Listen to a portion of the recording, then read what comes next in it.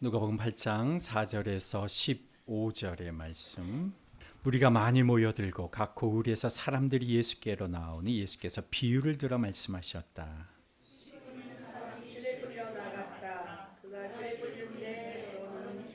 떨어지니 발에 밟히기도 하고 하늘에 새들이 쪼아먹기도 하였다.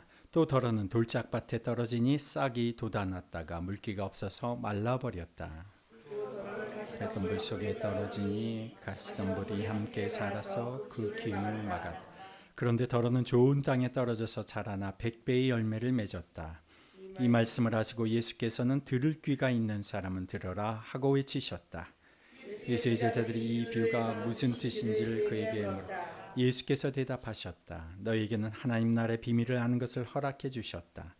그러나 다른 사람들에게는 비유로 말하였으니 그것은 그들이 보아도 보지 못하고 들어도 깨닫지 못하게 하려는 것이다. 그 비유의 뜻은 이러하다. 신은 하나님의 말씀, 길가에 떨어진 것들은 말씀을 듣기는 하였으나 그 뒤에 악마가 와서 그들의 마음에서 말씀을 빼앗아가므로 믿지 못하고 구원을 받지 못하게 되는 사람들이다. 돌짝밭에 떨어진 것들은 들을 때에는 그 말씀을 기쁘게 받아들이지만 뿌리가 없으므로 잠시 동안 믿다가 시련의 때가 오면 떨어져 나가는 사람들. 가시덤불에 떨어진 것들은 말씀을 들었으나 살아가는 동안에 근심과 재물과 인생의 향락에 사로잡혀서 열매를 맺는 데 이르지 못하는 사람들이다. 그리고 좋은 땅에 떨어진 것들은 바르고 착한 마음으로 말씀을 듣고서 그것을 굳게 간직하여 견디는 가운데 열매를 맺는 사람들이다. 아멘. 아멘. 어제는 106주년 3일절이었습니다. 106년 전인 1919년 3월 1일 대한의 독립을 외치는 만세운동이 전국적으로 일어났습니다.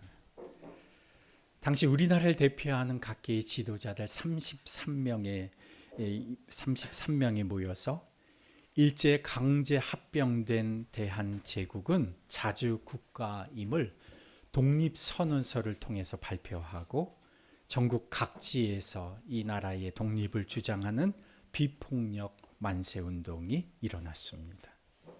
그 당시 고종의 죽음을 맞아서 그 장례를 준비하는 그 틈을 타서 수많은 사람들이 이 만세운동에 참여를 했던 것입니다.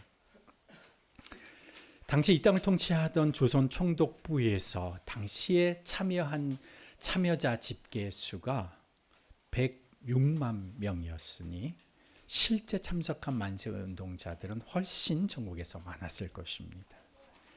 당시 우리나라는 일본에 1910년 합병돼서 1919년인 그때는 일본의 속국이 되어 있었던 상태였습니다. 아무도 이 나라의 독립에 관심을 갖지 않을 때 우리나라 백성들이 분연히 일어나서 일본 제국과 그리고 온 세계의 독립의 의지를 알린 것입니다. 제가 이 3.1절을 맞아서 이 대한독립선언서의 앞부분을 제가 한번 살펴보았어요. 이걸 한문으로 한글과 한문이 혼용되어서 쓰여져 있는데 원래는 이거를 한문으로 이렇게 바꿔놓은 부분을 제가 조금만 소개해드리면 이렇습니다. 이게 민족 대표 33인이 대한독립 만세를 외치기 전에 전국에 뿌렸던 대한독립 선언서입니다. 우리 대한민족 남매 및 온 세상 우방국의 동포들이여,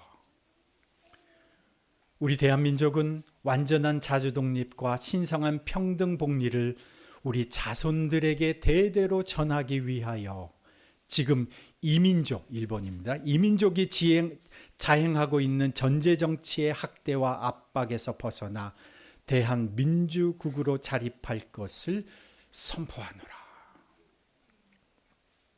여기 보면요, 이분들이 우리는 완전한 자주 독립국가임을 우리 자손들에게 대대로 전하기 위하여 이 운동을 펼쳤음을 선언하고 말하고 있습니다. 이들이 이 선언문에 우리 자손들에게 대대로 전하기 위하여 이렇게 적었는데 이것이 정말 후손들에게 전해질 수 있을 것이라고 확신하였을까요? 1919년 이 만세 운동으로 인해서 4만 9천 명이 구속되고 그리고 900여 명이 사망했습니다.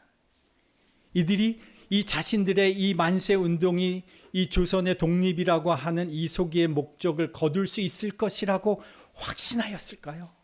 1919년 3월 1일 이 만세 운동, 그때로부터 26년이 지나 우리나라가 일본에서 해방되어 독립을 맞게 된 것이 1945년 8월 15일이었습니다. 이 나라의 해방이 우리 자신의 힘으로 이뤄낸 것은 아니지만 역사 속에 관여하고 계시는 하나님의 그 계획 아래에서 일본의 패망이라고 하는 당시의 역사적 전시적 상황에서 기인한 독립인 것은 사실이지만 이 나라의 독립을 위하여 애써왔던 수많은 이들의 그 노력과 헌신이 조선 독립의 작은 씨앗이 되었던 것만은 분명합니다.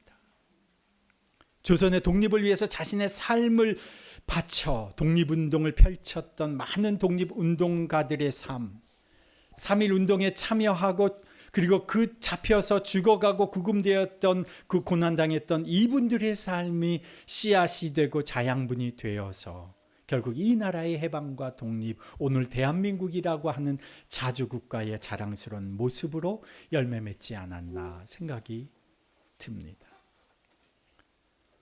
우리나라의 이 독립운동에 기여하고 도움을 준 외국인 독립유공자들도 많이 계신데 그 중에 한 분이 오늘 주보에 실린 이 영국 선교사 윌리엄 스코필드입니다.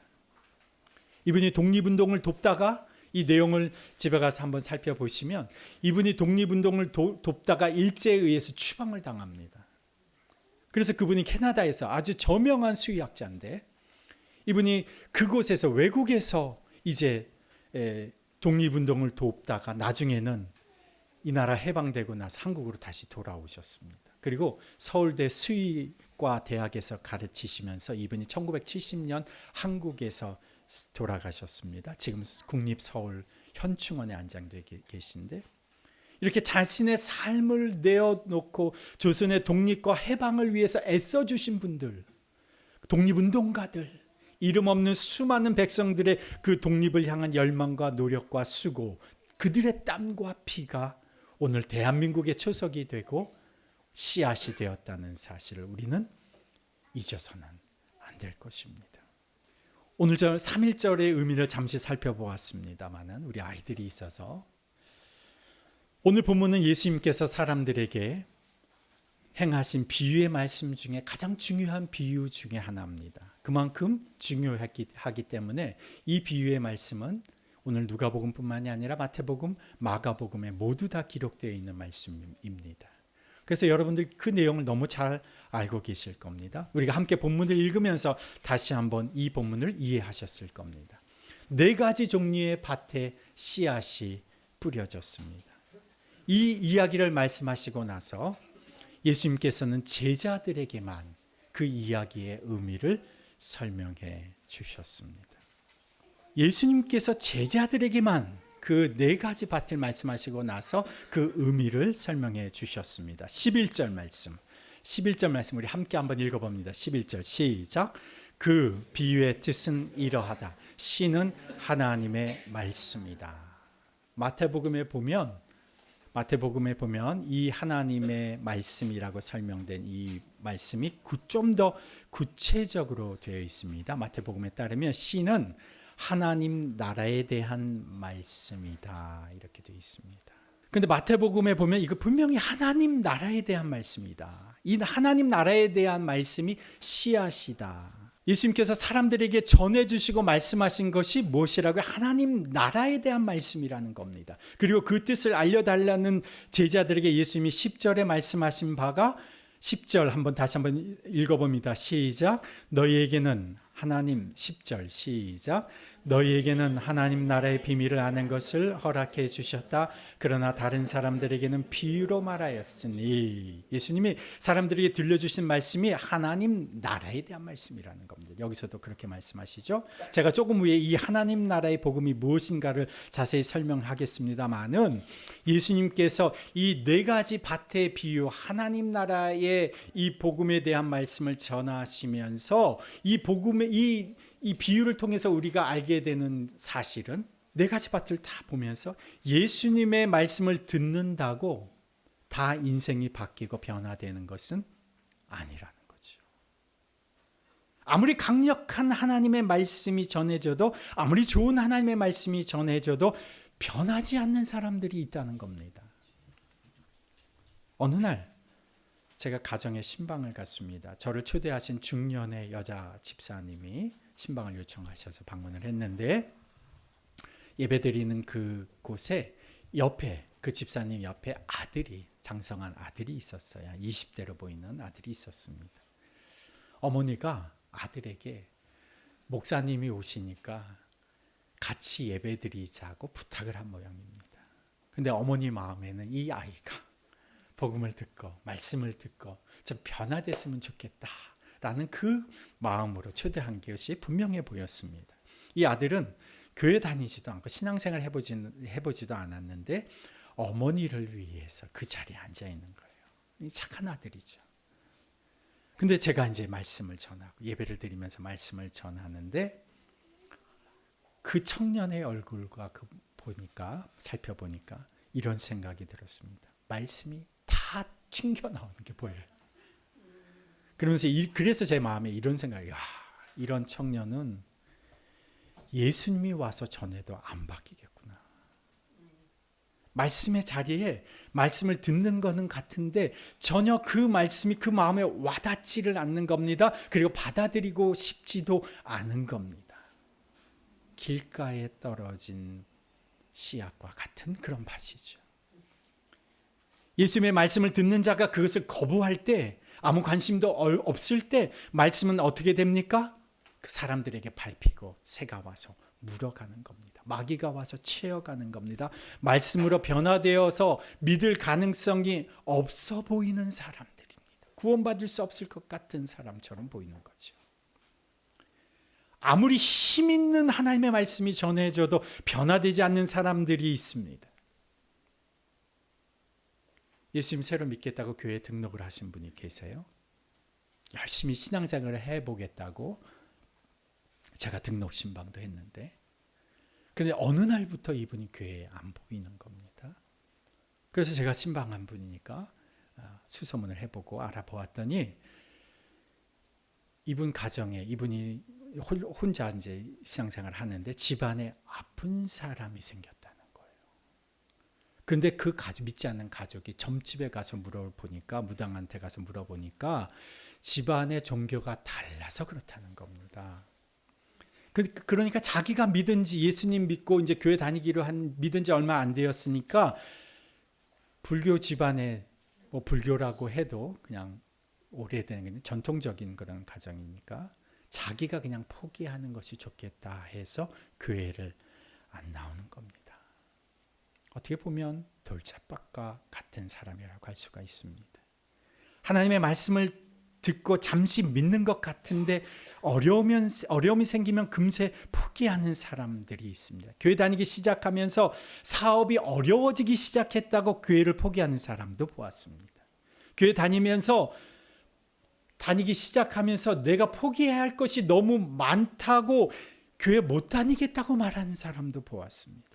말씀을 듣고 처음에는 받아들이는 것 같지만 뿌리 내리지 못하고 그것으로 인해서 시련이 오기 시작하면 떨어져 나가는 사람들입니다. 아무리 능력 있는 하나님의 말씀이 우리에게 전해져도, 사람들에게 전파되어도 바뀌지 않는 사람이 있습니다. 열심히 신앙생활을 하시는 한 남자 집사님이 계셨습니다. 근데 그분이 어느 날 보이지를 않습니다. 늘 매주 예배 때, 예배 자리에서 인사를 나눴던 분인데, 그래서 제가 생각이 나서 전화를 드려서 왜 요즘 통 볼 수가 없으십니까? 했더니 요즘 사업이 너무 바빠서 좀 바쁜 시기만 지나면 곧 나오겠습니다. 그런데 그분이 올리는 SNS에는 주말마다 골프장에서 동남아 여행지에서 올린 사진들이 계속 업데이트 올라오는 겁니다. 들리는 소문에 회사가 사업이 잘 되고 사옥이 새로 지어지고 지점들이 생기고 매출 단위 자체가 달라지는 엄청난 성공과 출세 가도를 달린다는 소식을 전해 듣습니다. 교회 적은 두고 중요한 절기에 한두 번 1년에 참석은 하지만 세상의 것에 그냥 빠져버려 주님이 원하시는 삶과는 거리가 먼 그런 삶을 사는 사람이 되었습니다. 어찌 보면 가시덤불과 같은 인생이라고 할 수 있겠습니다. 하나님의 말씀이 전해져도 바뀌지 않는 사람들이 있는 반면에 오늘 우리가 잘 아는 대로 하나님의 말씀으로 열매 맺는 사람도 있습니다. 15절 말씀 함께 있습니다.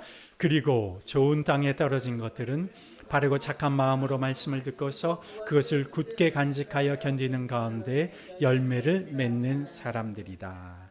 하나님 말씀 바르게 품고 착한 마음으로 듣고 굳게 간직해서 견디면 여기는 100배, 마태복음에는 30배, 60배, 100배의 열매를 맺는 겁니다. 좋은 땅, 열매 맺는 사람도 있습니다. 다 열매 맺는 것은 아니지만 분명히 열매 맺는 인생들이 있습니다.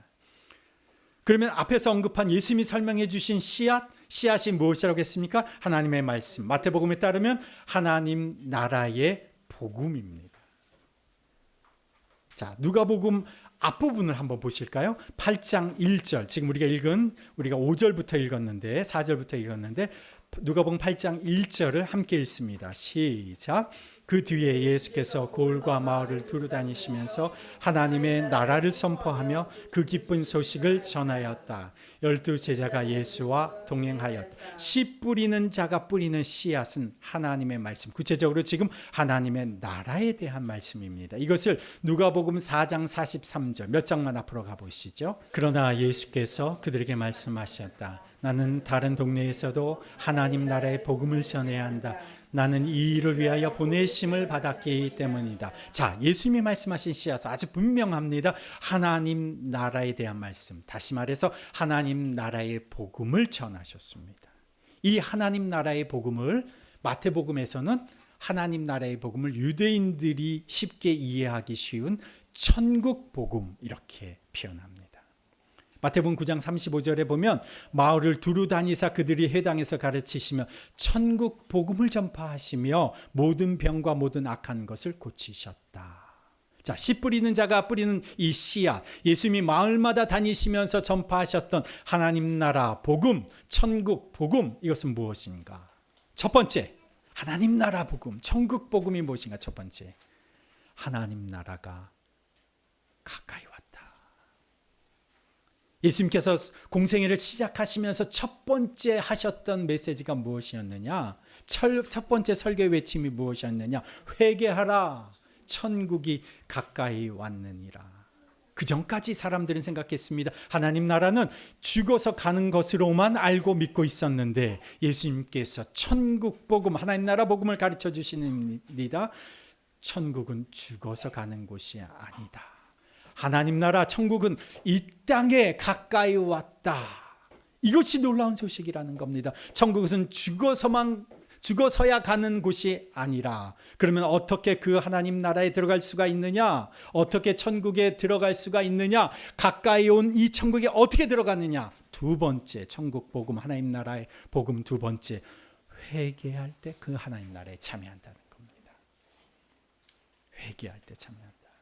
곧 예수님을 나의 주인으로 고백하고 인정하여 주께로 돌이킬 때 하나님 나라를 가져오신 그분, 예수님이 가져오셨죠. 하나님 나라를 가져오신 그분께 내가 돌이킬 때 나는 하나님 나라에 참여하게 된다는 겁니다. 그래서 마가복음 1장 15절에 때가 찼다, 하나님의 나라가 가까이 왔다, 천국 복음의 내용입니다. 회개해라, 복음을 믿어라. 잘못된 삶을 살아왔음을, 세상에 속해서 세상의 신을 섬기고 자신이 우상이 되어서 살아왔던 삶에서 돌이켜라, 이게 회개입니다. 예수님을 유일하고 온전하신 분, 하나님 나라를 이 땅에 가져오신 분이심을 인정하고 그분을 고백할 때에 하나님 나라에 참여하게 된다는 것입니다. 이게 두 번째입니다. 첫 번째가 뭐였습니까? 하나님 나라의 복음 첫 번째 뭡니까? 가까이 왔다. 두 번째, 회개하라. 전국에 들어가는 비결입니다. 세 번째, 하나님 나라에 속하여 살아가는 자는 이 땅에서 하나님의 자녀의 권세를 누리게 된다. 이게 천국 복음입니다. 자, 첫 번째, 하나님 나라가 가까이 왔다. 두 번째, 회개하라. 회개함으로써 들어가는 겁니다. 세 번째, 그런 사람은, 하나님 나라에 속하여 살아가는 사람은 이 땅에서 하나님의 자녀의 권세를 누리며 살아가게 되는 겁니다.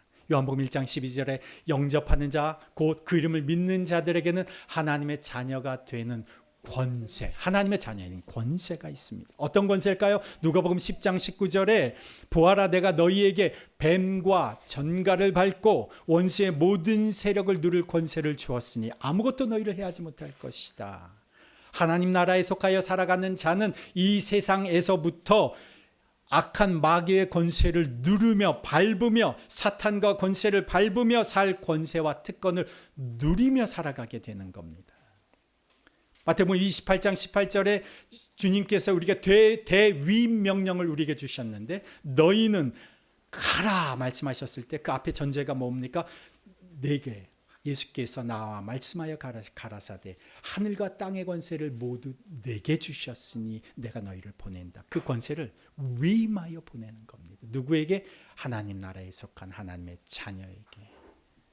우리에게 예수님의 권세와 능력이 위임된 겁니다. 하나님 나라에 속한 사람들에게. 내가 하나님 나라에 속한 자가 되면 나는 세상 속에서 여기 이 땅에서 살아가는 동안 하나님 나라의 권세를 누리며 행세하며 살아가는 겁니다. 그 사람은 죄에서 자유하고 죽음에서 자유하고 현재의 상태에서 구원받아 예수께서 친히 다스리시는 인생으로 살아가는 겁니다. 이것이 놀라운 하나님 나라의 복음, 예수님이 가르쳐 주신 말씀이라는 거예요. 천국이 가까웠다.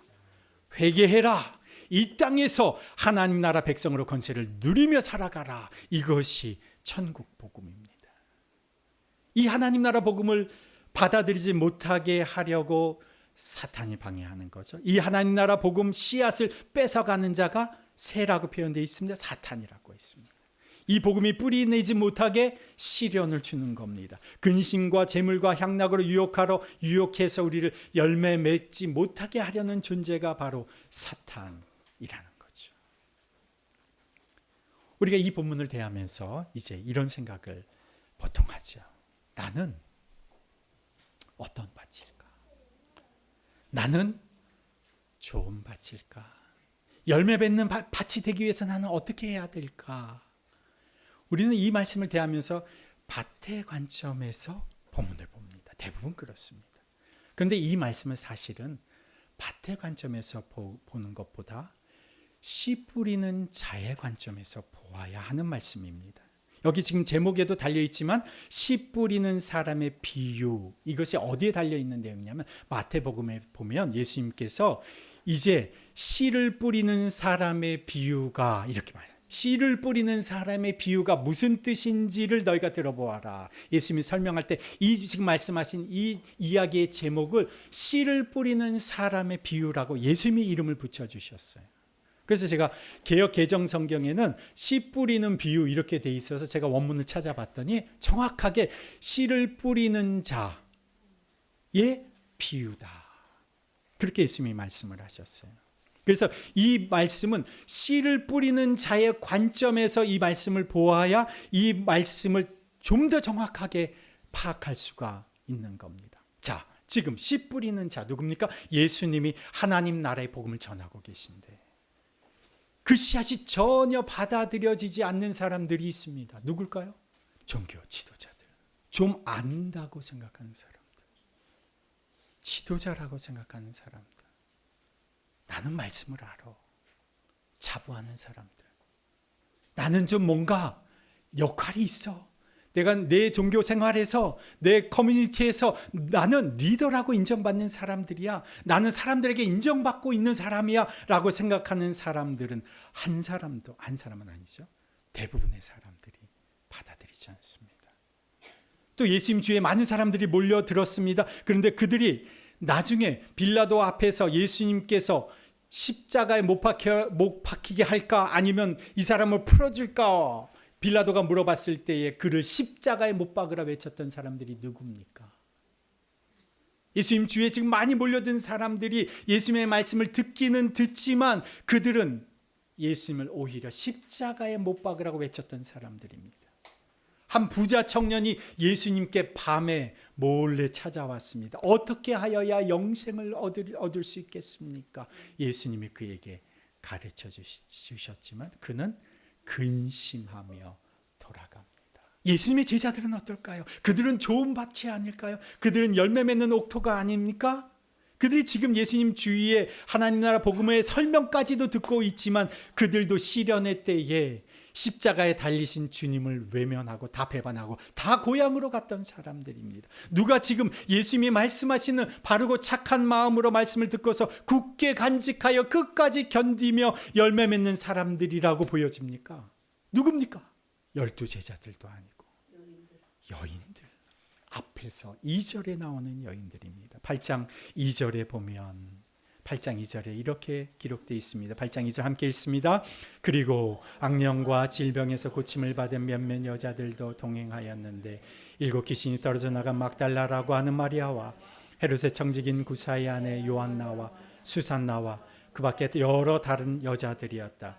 그들은 자기들의 재산으로 예수의 일행을 섬겼다. 귀신과 질병에서 고침받은 여인들, 7 귀신이 나간 막달라 마리아, 요한나, 수산나, 여러 여자들, 이런 사람들, 소수의 이런 사람들을 제외하고는 열매 맺는 사람이 별로 없었다는 겁니다. 그런데도 불구하고 예수님은 뭐 하십니까? 씨를 뿌리시는 겁니다. 그곳이 비록 길가라도 돌짝밭이라도 가시밭이라도 여전히 가시는 곳마다 예수님은 씨를 뿌리시는 겁니다. 한 집사님이 여름에 농사를 지어서 상추를 잔뜩 가져왔습니다. 사람들이 그것을 나눠 가지면서 고마운 마음으로 나눠 가져가죠. 그 더운 7월 8월에 그 여름에 제때에 가서 물 주고 제때에 가서 뽑아주고 거름 주고 잡초 제거해주고, 이야, 한 달만 그대로 놔둬 보십시오. 그곳이 밭인지 풀인지 풀밭인지 모를 정도가 됩니다. 그 모든 수고를 누가 한 겁니까? 농부가 한 겁니다. 한 사람도 이야, 밭이 참 수고했구나 말하는 사람 없습니다. 상추를 심어 놓으면 신기하게 참 잘 자란다 라는 말은 할지 몰라도 농부가 정성을 쏟지 않으면 아무 열매가 없는 겁니다. 주님이 거름 주시고 물 주시고 잡초 뽑아 주시고 걷어 주시지 않으면 아무 인생도 열매 맺을 수가 없는 겁니다. 하나님 나라를 주님이 가져오시지 않았으면 아무도 그 하나님 나라에 들어갈 수가 없는 겁니다. 예수님께서 요한복음 14장 6절에서 예수께서 이르시되 내가 곧 길이요 진리요 생명이 나로 말미암지 않고는 아버지께로 갈 사람이 없다. 하나님 나라 복음을 전하신 예수님의 수고, 그 나라를 직접 가져오시고 우리에게 들려주실 수 있는 우리의 언어로 말씀해 주시고 우리의 삶으로, 인간의 삶으로 보여주시고 증명해 주신 하나님 나라의 복음, 이 농부의 수고가 있었기에 그곳에서 무엇인가 자라나게 되는 겁니다. 밭은 한 가지만 하는 거죠. 뭘 합니까? 그 씨앗을 품기만 하면 되는, 그 하나님 나라 복음을 끝까지 품기만 하면 되는 겁니다. 우리의 수고, 그 씨앗을 품기만 하면 되는 거예요. 씨앗을 포기하지 않고, 씨앗을 거부하지 않고, 씨앗을 소홀히 하지 않고 그것을 끝까지 품기만 하면 이 하나님 나라의 복음, 이 하나님 나라의 말씀, 이 씨앗이 바로 우리의 삶에서 자라나는 거죠. 그런데 이 하나님 나라의 복음의 씨앗이 누구냐? 바로 우리의 인생에 심어주신 예수님 자신이라는 겁니다. 그분이 우리의 인생에 하나님 나라의 씨앗으로 심겨진 겁니다. 하나님 나라의 이 복음의 핵심 세 가지를 제가 말씀드렸는데 그 복음의 핵심이 무엇이냐? 그 하나님 나라를 가져오시는 그분 바로 예수 그리스도, 말씀이 육신이 되어 씨앗이 되어 우리 가운데 직접 찾아오신 그분이 핵심입니다. 그래서 요한복음 12장 24절에 내가 진정으로 너희에게 말한다. 밀알 하나가 땅에 떨어져 죽지 않으면 한 알 그대로 있고 죽으면 많은 열매를 맺는다. 주님이 하나님 나라의 씨앗으로 밀알로 우리에게 심겨진 겁니다. 나를 위해서 자신이 죽으신 겁니다. 내가 그 씨앗을 품고 끝까지 품고 있기만 하면 내 안에 계신 그 씨앗이, 생명의 씨앗이 내 안에서 영생의 열매를 맺게 하는 겁니다. 구원의 열매를 맺게 하는 겁니다. 하나님 자녀의 열매를 맺게 하는 겁니다. 소망의 열매로 내 안에 맺히게 되는 겁니다. 우리 인생이 아무리 보잘것없는 인생일지라도 하나님 나라 복음이 내 안에 있으면, 그 복음의 핵심이신 예수 그리스도가 내 안에 계시면 그곳은, 내 인생은 하나님이 다스리시고 통치하시는 하나님 나라가 되는 겁니다. 그곳에 천국이 임하는 겁니다. 심고 가꾸고 자기 자신이 씨앗이 되어서 죽으신 그 예수님이 내 안에 뿌려졌다는 겁니다. 우리가 할 일은 한 가지입니다. 그분 내 안에 끝까지 품는 겁니다. 그분과 함께 우리도 날마다 죽는 겁니다. 예수님이 죽지 않고서는 열매로 맺을 수 없다고 하셔서 예수님이 죽으신 것처럼 그 예수와 함께 우리는 살아가는 겁니다. 오늘 이 본문의 말씀에서 우리는 밭이 어떤 수고를 했는가 전혀 보이지 않습니다. 우리에게는 씨 뿌리는 농부의 수고와 헌신이 보여야 되는 겁니다. 친히 그 밭에 죽으셔서 밀알이 되신 예수님이 이곳에서 보여져야 하는 겁니다. 그러면 이제 우리가 해야 할 일은 자명해집니다. 내 수고, 내 고생, 이건 아무것도 아니라는 겁니다. 죽기까지 참으셨던 주님을 내 안에 품고 그분에게 순종하며 살아가는 겁니다. 그분의 하나님 나라 복음에 끝까지 순종하는 겁니다. 내 굳은 마음, 내 목적과 계획, 내 욕망과 욕구, 내가 추구하던 세상의 향락과 성공은 모두 버려두고, 모든 것을 버려두고 주님의 수고와 주님의 헌신에, 주님의 죽으심에 감사한 마음으로 주님을 따르며 주께 순종하며 살아갈 때에 예수님이 가져오신 그 하나님 나라를 내 안에서 보게 되고, 우리가 회개하고 주님께로 돌이킬 때 주님이 내 밭을 갈아엎으시고 돌도 제거해 주시고 가시덤불도 뽑아 주시고 좋은 밭으로 바꿔 주셔서 열매 맺게 하시는 하나님의 역사를 내가 그 씨앗을 품고 살아갈 때 보게 되는 겁니다. 주님이 하시는 겁니다. 우리가 하나님 나라 복음을 끝까지 품고 살아갈 때 주님이 반드시 열매 맺게 해주시는 겁니다. 하나님 나라 권세를 누리며 살게 해주시는 겁니다. 3.1운동 100만 명이 넘는 사람들이 대한독립 만세를 외쳤을 때 그들의 상황은 막막한 현실이었습니다. 그런데 그 독립의 열망을 씨앗으로 뿌리고 26년 후에 비록 그것이 우리 스스로 읽어낸 열매는 아닐지라도 민족의 해방을 우리가 경험한 것처럼 오늘 비록 막막한 현실일지라도 하나님 나라의 복음을 품고 살아갈 때에 우리는 그 열매를 거둘 때가 반드시 올 것입니다. 시편 125편 5절 6절에 눈물을 흘리며 씨를 뿌리는 자는 기쁨으로 거두리로다. 저는 이것이 주님의 마음으로 느껴집니다.